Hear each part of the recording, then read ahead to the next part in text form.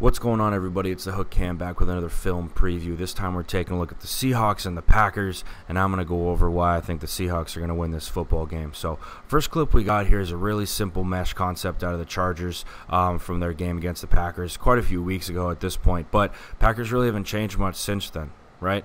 So what we're going to see out of the Chargers is a really simple mesh concept, okay? We're going to work across the field with their number two, okay? We're going to do the exact same thing on the other side, and all we're trying to do is create traffic right inside the tackle box, right when those two meet up in the middle of this thing, okay? Really good job from the Chargers creating traffic. Look at this. We got 3 white jerseys covering 2, and Rivers knows immediately that he's going to have 81 open.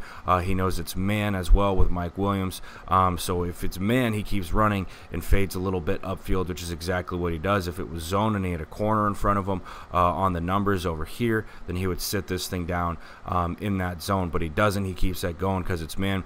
Right? Outstanding concept to call against this. It's cover 3 essentially. Okay, we're backed off with our corners. That's what makes me believe it's 3. Also, just based off of their steps out of the snap, that's what makes me think it's cover 3. Really good call against that because you're going to have your corners bailing. When you complete that football, he's going to be taking up field with a lot of green grass in front of him. Now, the Seahawks run essentially the same concept, right? Almost every team in the NFL is going to run mesh, but the Seahawks have had so much success with it lately. Here's our game against the Eagles in the wild card round, okay? We're going to get a mesh between number 48, the point man on the bunch side, all right, and with DK Metcalf, who's our single receiver, our isolated receiver up top, okay? Now, Hollister does such a good job of getting in the way, but not making contact and getting called for it.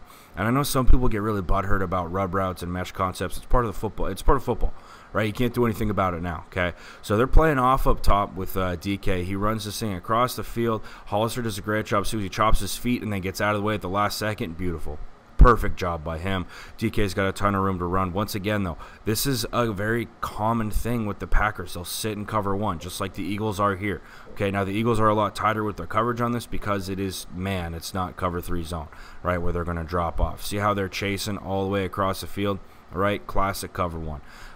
And again, it's going to create a lot of space for the receivers. That's why I think that the Seahawks are going to have a lot of success when they run mesh and man beater concepts today, because I think they have the athletes to match up with this Packers secondary. Now, second thing that the Seahawks love to do is take shots with their run action game. Okay, and that's exactly what the Chargers do here. Now, this is going to be basically a cover 3 out of the Packers, right? We're going to drop with him. We're going to drop with him.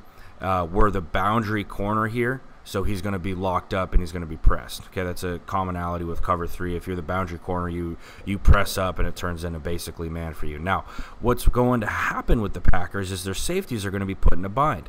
Okay, this is a really good 3-man run action, but a deep shot out of the Chargers, right? This safety right here has a choice. He can keep fading back, which he's not going to see this guy, so he's not going to fade back, or he's going to come up on this crosser, which is exactly what he does. Well, as soon as you come up on that, we're going to get a deep shot out of Phillip Rivers, taking a shot to Mike Williams. One of the better one-on-one guys in the league, especially on deep shots, and that's what the Seahawks have, right? Guys like DK Metcalf who provide a nightmare for a one-on-one when you're with a corner. Tyler Lockett's the same thing. He's so good in deep routes. He's so good taking off man coverage and finding a way to catch a football. Now the Packers, in this thing I do want to hit on since I'm an O-line guy, this is one of their pass rushing fronts, right? You're just creating man-on-man across the board. All right, center's got a guy in front of him. Both guards do as well, and both tackles. They'll do some twists out of this. That's going to be a key part of it today, right? Are the Seahawks offensive line going to be able to match up with the Packers defensive line? I think they will, not necessarily because they're that good, but Russell Wilson is that good. Okay, now back to the deep shots out of the Seahawks, exactly what they do here, right? We're going to get a roll from the Eagles. It's going to be, this is basically cover 0 because that safety stays down. It looks like he's chasing with that receiver across the field. But again, as soon as there's going to be an opening in this, you know Russell Wilson's going to take a shot. You know Pete Carroll's going to call his shots. And with a guy like DK Metcalf, I think that he provides such a mismatch problem. A guy I was not sold on earlier in the season. He creates such a mismatch problem that it's going to be a big deal for the Packers to try and find a way to beat him. Now, moving to the defensive side of the football. One thing the Packers love to do is to go empty. Okay, and here's the Packers empty against the San Francisco 49ers. Now, what the Niners do and what I think that the Seahawks are going to do is they're going to force him, they're going to run cover 1 robber, right? So basically what you do when you're playing guys like Rodgers is you have to give them mix-ups and coverages. Okay, so we got 2 deep safeties here, but what's going to happen is we're going to roll our boundary guy down. We're going to roll our field guy to the middle of the field, and it's going to be cover 1. Okay, now you know that he's going to try and get to Devontae Adams. It's almost the same sort of game plan as you had against the Patriots with Edelman. You know that Brady's going to try and force balls to Edelman. So let's roll guys to his side, right? Force harder throws, which is exactly what the Niners do here. Okay, they're going to roll this safety down right there. You have to play games like this with Rodgers, or else if you just sit back there and cover 1, he's going to pick you apart. Okay, Niners do a really good job of this, and the Seahawks showed an example of this against the Eagles, which we'll get to in a second. The second thing about this that I want to point out is that this is going to put the Packers' offensive line at a little bit of a disadvantage. Now, the Seahawks' defensive line isn't as good as the Niners. Let's not mistake ourselves, but the Seahawks have been doing a great job of bringing pressure on certain fronts, bringing pressure on certain downs, and really forcing quarterbacks to get rid of the ball before they're comfortable. Okay, but back to the cover 1 example. Okay, this is an example of pressure, I should say. All right, the Seahawks have done such a good job of bringing pressure on important downs, right? And it's really it's a defensive philosophy more than anything. We believe in our guys. This is a crucial down. We're going to be able to find a way to get it done, okay?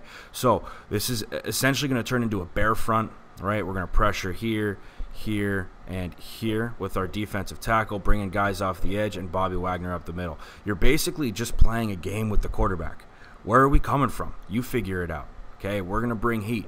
Okay, so with Jadeveon Clowney, he's going to drop off and cover the flat, right? We get that tackle thinking that he's going to have to pop out and cover Jadeveon Clowney. He does not, because Clowney drops off to the flat, takes the back. We got 91 running free on this thing, and obviously bringing the pressure on a big time down. So here's an example of the 49ers front just running a really simple twist against the Packers, right? And this is another thing that the Seahawks will do, is they'll bring pressure in form of twist as well, right? And the Packers' offensive line is going to struggle with this.